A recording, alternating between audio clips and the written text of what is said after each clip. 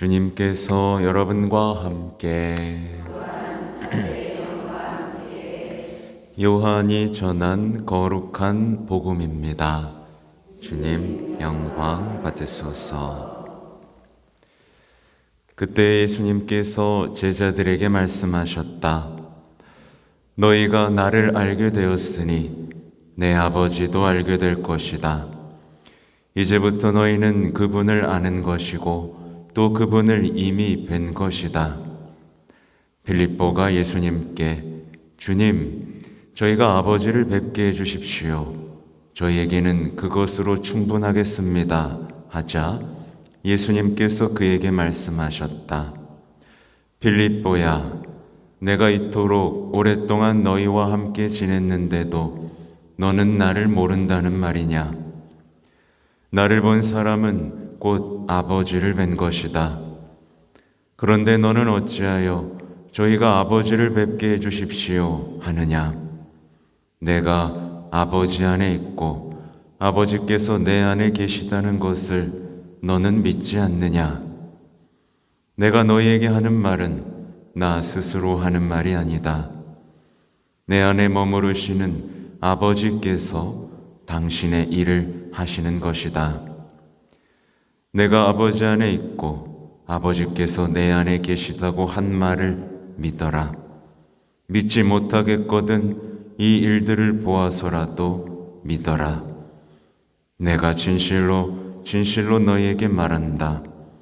나를 믿는 사람은 내가 하는 일을 할 뿐만 아니라 그보다 더 큰 일도 하게 될 것이다. 내가 아버지께 가기 때문이다. 너희가 내 이름으로 청하는 것은 무엇이든지 내가 다 이루어 주겠다. 그리하여 아버지께서 아들을 통하여 영광스럽게 되시도록 하겠다. 너희가 내 이름으로 청하면 내가 다 이루어 주겠다.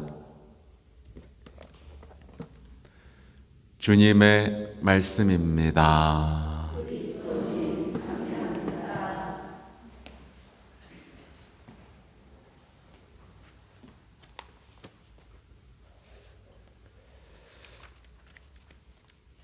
참 예수님, 여러분 다 이루어 주고 계시죠? 아니에요? 그럼 안 믿는 모양이네요. 그렇죠? 약속했는데 다 이루어 주시겠다고. 뭔가 내 믿음이 삐뚤어졌거나 엉뚱한 것을 위해서 신앙을 이용하거나 늘상 의심하거나 여기에 속하겠죠. 예수님께서 돌아가실 때 하신 말씀이 있습니다. 다 이루어졌다. 그럼 우리가 죽을 때 해야 될 말은 뭘까요? 다 이루어 주셨다. 부족한 것 하나 없었다. 하느님, 감사합니다. 이제 저를 받아주십시오. 뭐 더 있나요? 많은 신앙인들이 믿는 행복을 참 못 누려요. 믿는 행복 말이죠. 네. 아무튼 뭐 써놓은 대로 해야겠습니다. 하여튼 오늘 오전에는 미사 오기 전에 미국 피정 때문에 회의를 하고 왔어요. 정말 코앞으로 다가왔습니다. 네. 회의를 하고 났더니 야, 이게 보통 일이 아니구나 라는 생각도 들고, 이번 기회로는 뭘 또 이루어 주실까. 사실 준비하면서 밥도 안 넘어가고 여러 가지도 있지만 내가 전해야 될 게 무엇인가에 대한 확신, 내가 전해야 될 희망, 이런 것들이, 사랑, 이런 것들이 좀 더 선명해지는 느낌입니다. 지식을 전하면 안 되는데, 예수님을 전할 수 있어야 되는데, 예수님이 주신 어머니를 전할 수 있어야 되는데, 말씀을 전할 수 있어야 되는데, 어떤 이런 것들이 막 이렇게 쓰고 있는 걸 또 멈추게 되니까 어떨 때는 막 환장하겠는데 아무튼 그렇습니다. 이런 선교, 파견 이런 것들이 한 사제를 얼마나 성장시키는지를 체험하고 있습니다. 아무튼 어떻게 보면 오늘 일독서하고도 연결이 되기 때문에 이 이야기를 하는 건데요. 이제 사람들이 몰려듭니다. 왜요? 주님의 말씀을 듣고 싶어서. 그렇죠? 주님의 말씀을 듣고 싶었어요, 사람들은요. 그게 그 전에 듣던 거랑은 완전히 달랐기 때문이겠죠. 사람들은 인간을 구원하신 예수님의 사랑에 대한 그 이야기를 듣고 싶었습니다. 이게 핵심이에요, 여러분. 듣고 싶어야 돼요. 사랑 이야기를 듣고 싶어야 된다고요. 엉뚱한 마음이 있어서는 안 됩니다. 죄를 용서하시는 자비에 대한 선포를 듣고 싶었습니다. 인간을 짓누르고 있고 무너뜨리는 모든 것으로부터의 해방이자 구원의 말씀을 듣고 싶었습니다. 사람들에게는 주님의 말씀을 전해주는 사람이 필요했습니다. 오늘날에도 마찬가지죠. 세상은 누가 필요해요? 여러분이 필요합니다. 주님의 말씀을 전해줄 사람이 필요해요. 증거할 사람이 필요합니다. 사람의 말이 아닌 하느님의 말씀을 해줄 사람이 필요합니다. 싸구려 위로가 아닌 하느님으로부터 오는 그 위대한 위로가 필요합니다. 그래서 많은 이들이 나오죠. 주님의 말씀을 듣고 기뻐했습니다. 찬양했습니다. 그렇죠? 그런데 문제가 생기죠. 주님의 말씀을 반박하고 배척하는 사람들이 나타났어요. 오늘 보면요. 왜요? 시기심으로 모욕도 하고 반박도 하고 이런 사람들이 나타났습니다. 여러분 여기 속해요? 안 속해요? 왜 안 속한다고 말을 못해요? 근데 이제 이게 오늘날에도 아주 심심치 않게 벌어지고 있습니다. 나 자신도 모르게 벌어지고 있는 경우도 있죠. 그래서 우리가 주님의 말씀을 대하는 방식을 봐야 됩니다. 나는 과연 주님의 말씀을 어떻게 받아들이고 있는가?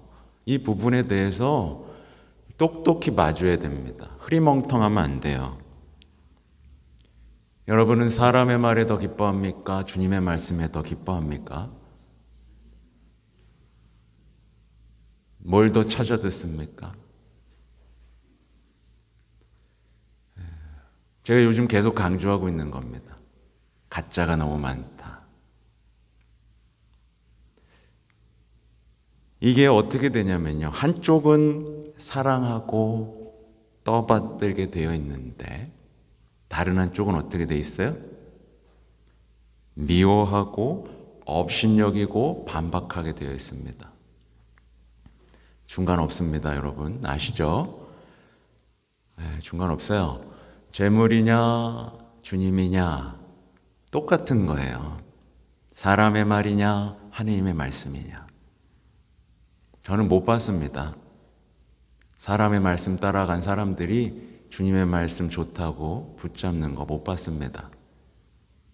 붙잡는 것처럼 보이지만 깊이 들여다보면 자기들이 좋아하는 것만 뽑아서 좋아합니다. 그리고 더 이상 이해하지도 못하고 이해하고 싶어 하지도 않습니다. 깊이 들어가지도 못해요. 아가서라든가 시편 내용에 대한 깊은 이해로, 예수님에 대한 사랑으로 빠져드는 게 아니라 어디로 빠져든다 그랬죠? 제가 항상 자기에 대한 사랑, 자기 중심성에서 벗어나질 못합니다.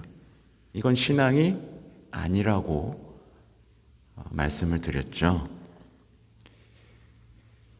근데 이제 주님의 말씀을 업신여기고 미워하는 사람들의 태도는 어떠냐면 복음을 선포하는 사람에 대한 태도로도 많이 나타나요.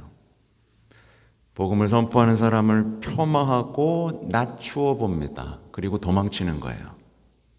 저 신부 말은 안 들어도 돼. 지나쳐. 이런 식으로 폄하하고, 저 신부 너무 어려. 저 신부 너무 젊어. 이렇게 하고 도망치는 거예요. 말씀을 선포해도, 있는 그대로 선포해도 도망치는 거예요.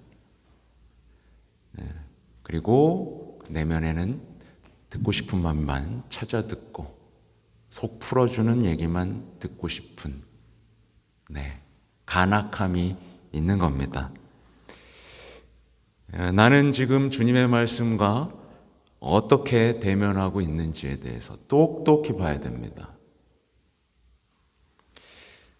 그래서 바오로 사도는 아주 담대하게 이렇게 말을 합니다.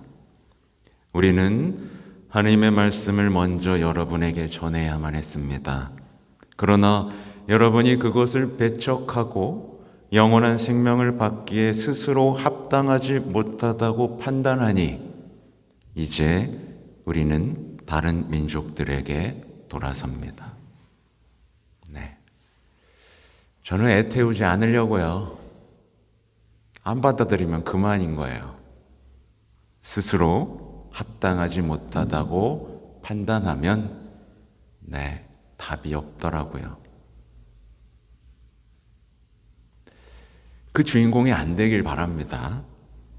보세요. 영원한 생명을 얻도록 정해진 사람들은 모두 믿게 되었다. 이 답답함이 복음 전체에 계속 나옵니다. 들어도 듣지 못하고 보아도 보지 못하는 얘기에서부터 요한복음엔 빛이 왔지만 받아들이지 않았다라는 얘기에서부터 끊임없이 나옵니다. 끊임없이. 나는 어떤 주인공이 되느냐는 여러분에게 달려 있어요.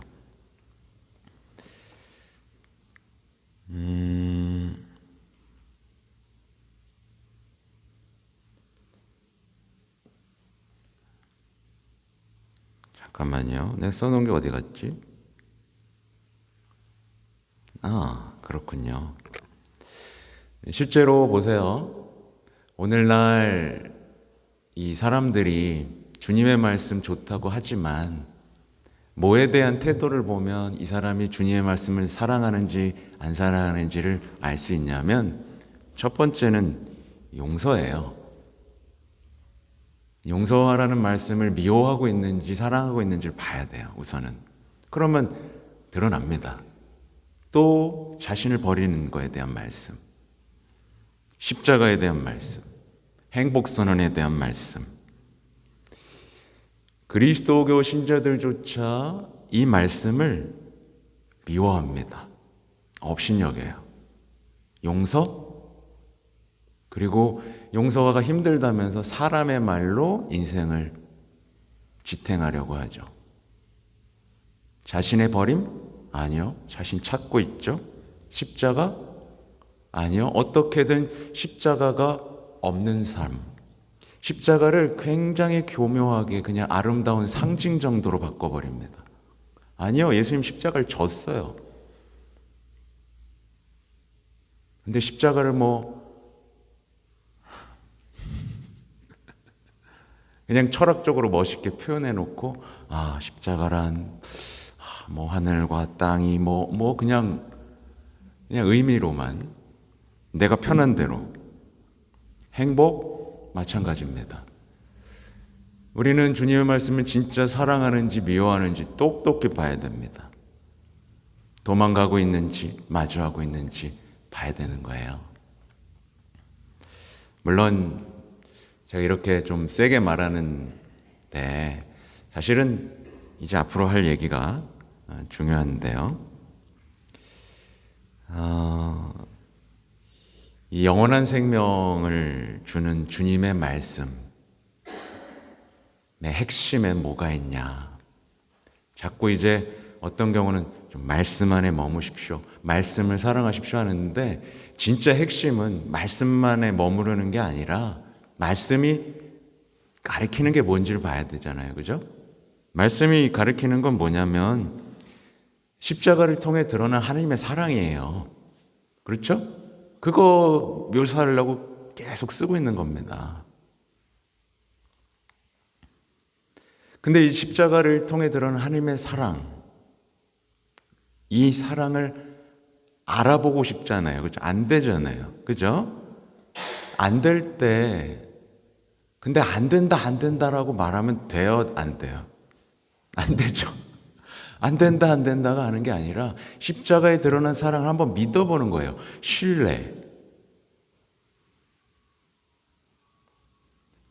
신뢰가 없으면 사랑에 닿지를 못합니다.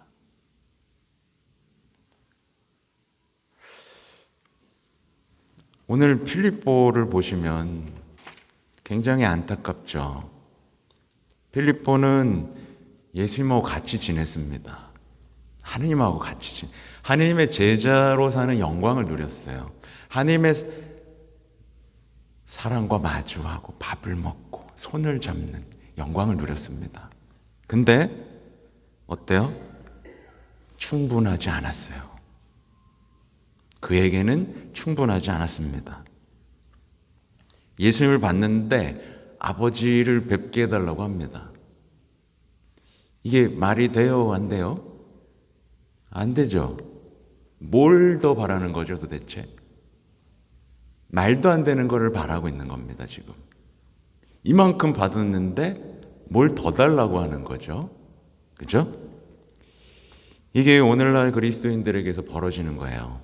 다 여기, 많은 경우 여기 걸려 있습니다. 많은 그리스도인들이 자꾸 충분하지 않다라는 얘기를 해요. 믿게 해달라고 얘기를 합니다. 누가 믿게를 해주죠? 여러분이 믿어야죠. 모자란 게 있었습니까? 아니요. 우린 지금 굉장한 착각을 하고 필립보의 덫에 걸려 있어요. 이미 드러난 사랑 앞에서 더 사랑해달라고 하는 거예요. 모자라다고 자꾸. 여러분 모자라요? 안 모자라요? 모자라요? 뭘 더 달라는 거? 끝없는 사랑을 받고도 끝도 없이 사랑을 요구합니다. 그리고 우리 교회는 하느님을 믿고 살아서 열매 맺고 행복했던 증거자들이 넘쳐납니다, 여러분. 맞죠, 그죠? 증거한 순교자도 넘쳐납니다. 대한민국에만 200분이 넘죠. 근데 자꾸 믿게 해보라고, 더 설명해달라고만 얘기합니다. 설명만 계속 찾아 듣습니다. 믿어볼 생각은 하지 않고. 쏟아지는 기쁨, 쏟아지는 성령, 쏟아지는 은총 속에서도 자꾸 다른 걸 달라 그래요. 마치 뭐가 모자란 것처럼, 아니요, 구체적이고 현실적인 도움을 주세요, 뭐 이런 식으로 얘기를 합니다. 마치 아버지가 안 준 것처럼. 그렇죠? 그러니까 필립보처럼 자꾸 요구하는 거예요. 이거 해주시면 좀 충분하겠습니다. 이런 말을 반복하는 사람은 평생 제자리입니다. 제자리뿐만 아니라 더 나빠져요. 그 믿음은요. 이렇게 끝없는 사랑과 넘치는 은총 중에서도 계속 요구하고 의심하는 일을 반복하는 이들에게 필요한 건 회개입니다. 그리고 믿음이에요. 그러니까 이 서양 신학, 이 신학이 들어오면서 자꾸 설명하는 거에만 익숙해지는 바람에 우리는 이미 많이 듣고도 새로운 설명을 자꾸 원하는 덫에 빠져버렸습니다.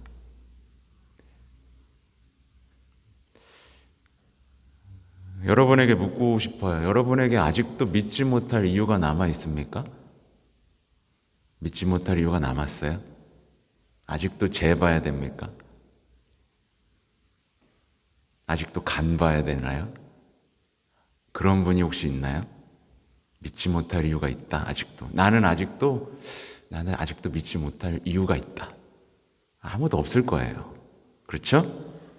그러니까 제가 말씀드리고 싶은 건 뭐냐면 여러분 완전한 사랑을 받았습니다. 그죠? 완전한 사랑을 받았으니까 우리가 드려야 될 건 완전한 믿음입니다. 완전한 사랑을 받았는데 완전한 믿음으로 보답해 드려야 되지 않겠습니까? 왜 우리는 신앙을 자신을 위한 위로의 수단으로 삼고 사람의 말 속에서 일상적으로 의심하는 사람들이 되어가는지를 잘 봐야 됩니다. 완전한 믿음으로 기도하면 이제 어떻게 되죠? 나를 믿는 사람은 내가 하는 일을 할 뿐만 아니라 내가 하는 일, 주님이 하신 일, 그보다 더 큰 일도 하게 될 것이다. 결국에 우리가 완전한 믿음으로 방향지어야 될 건 주님이 하신 일을 하는 거예요. 굉장히 단순한 얘기입니다. 내가 하고 싶은 일을 위해서 믿는 게 아니라 주님이 하신 일보다 더 큰 일을 할 수 있기에 믿는 겁니다.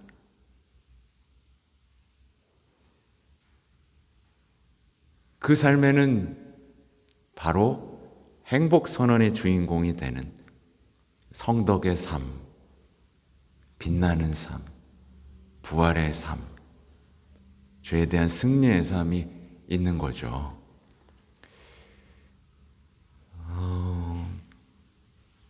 그래서 신앙이 성숙하면 주님께서 하셨던 일을 하면서 기뻐하게 되어 있습니다.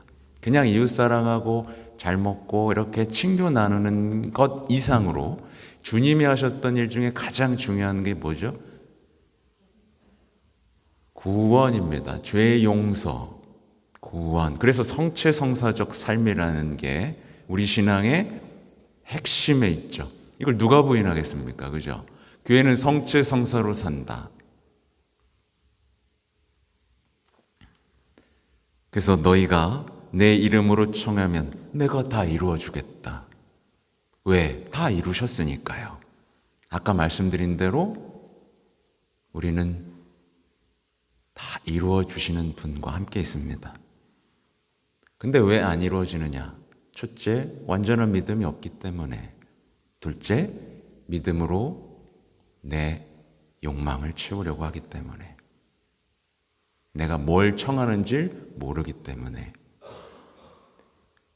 그러니까 우리가 성숙한다면 청해야 할 것을 청하는 신앙인이 되고 모든 것을 이루어 주시는 하느님을 만나게 되고 그의 삶에는 예수님과의 아름다운 만남에 대한 이야기, 그 신뢰와 사랑의 이야기들이 아름답게 펼쳐지고 그는 향기 나는 사람이 되고 모든 사람을 주님께로 끌어들이는 아름다운 사람이 되겠죠. 네. 주님은 거짓말쟁이가 아닙니다. 근데 어제도 말씀드린 것처럼 이런 얘기를 하면 인생을 찌푸리는 사람들이 생겨나요. 항상. 왜요? 어제 제가 뭐라 그랬어요? 거룩한 삶과 행복한 삶을 악마는 분리시켜놨기 때문에. 그래서 그건 사도들이나 하는 거고 신부들이나 하는 거고 수도자들이나 하는 거고, 우리는 그냥 일상적으로 행복하면 되는 거 아닙니까? 라고 또 도망갑니다. 또. 네. 아니에요, 여러분. 여러분의 행복은 거룩함에 있습니다. 거룩함이 있어요. 자꾸 이렇게 빼돌려는 사람들이 있어요. 마치 그게 그 사람의 삶을 지지해주고 위로해주는 거라는, 지금 시대 정신에 맞춰서 그렇게 해주는 거죠. 근데 절대 행복해지지 않습니다. 그거는 오히려 절대 행복해지지 않는다는 것을 수많은 증거자들이 거기에도 있습니다. 그러니 여러분 잘 선택하시고 완전한 믿음 속에서 나의 신앙을 쇄신하는 오늘이 되시면 좋겠습니다. 아멘.